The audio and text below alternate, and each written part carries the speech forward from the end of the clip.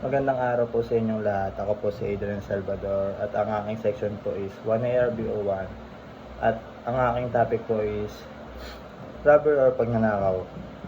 Sa panahon ngayon, isa sa mga pinakakaraniwang krimen sa ating lipunan ay ang robbery o pagnanakaw. Ito ay ang pagnanakaw. Ito ay sa pilitang pagkuha ng gamit o pera mula sa ibang tao gamit ang dahas, pananakot, o paninlinlang. Hindi ito simpleng krimen dahil may malalim itong epekto sa mga biktima, pamilya at buong komunidad. Isa na dito ay ang kahirapan kapag walang trabaho at walang makain ng isang tao. Minsan mapipilitan siyang gumawa ng masama para lang mabuhay o may ipangkain. Minsan ang peer pressure o impluwensya sa barkada ay nagiging dahilan, lalo na sa mga kabataan. Kapag lumaki sa paligid na puno ng krimen, parang nagiging normal sa kanila ang magnakaw.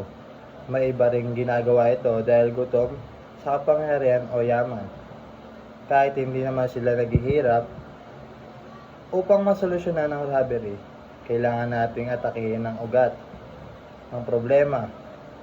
Una, kailangan natin palakasin ng edukasyon at oportunidad sa trabaho para mabigyan ng mas magandang kinabukasan ng mga tao.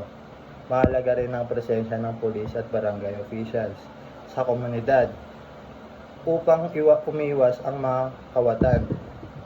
Ang robbery ay hindi lang simpleng pagnanakaw. Ito ay sintomas na mas malalim na problema sa lipunan. Kung gusto nating mas ligtas at maayos ang bansa, kailangan natin matulungan para bukasan ito. Salamat po.